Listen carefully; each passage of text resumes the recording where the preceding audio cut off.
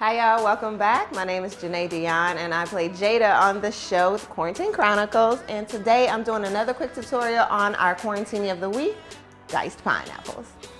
Alright, so first what I'm going to do is rim my glass. You don't have to do this is an unnecessary step, but I just think it makes the drink pretty and colorful. I'm using sugar, colored sugar in fact, just to add a little pop to the drink. And you can use sugar, salt, you can use nothing at all. Again, it's up to you. I am going to rim the glass first with some simple syrup. You can use lemon juice or lime juice. Simple syrup just has a certain sticky consistency.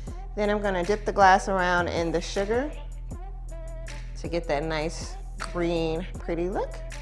All right, so first we are going to pour the tequila in, and it's gonna be a full shot glass. And for the peach schnapps, I'm gonna do half a shot glass. I chose peach schnapps instead of like maybe a triple sec just because it has kind of those fruity, juicy flavors that we're looking for the diced pineapple, okay ladies? You know what I'm talking about. All right, so for the lemon juice, you can do between a quarter to a half, just depending on how tart you like your drink. And then for your pineapple juice, I would say 3/4 to a full shot glass.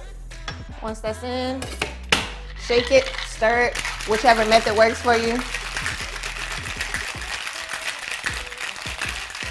It's always fun to dance a little bit. And once you're done, you're gonna strain into your glass. If you wanna include the ice with yours, you can go ahead and just drop that shit in. But if you wanna strain it, just make sure you find a straining method that works for you. So I'm gonna garnish with a cherry. You can also do sliced pineapple or a little lemon or a little lime, orange, whatever works for you. You know, we're talking diced pineapple. You gotta make the cherry pop, all right? And there you have it. Go ahead and take a sip.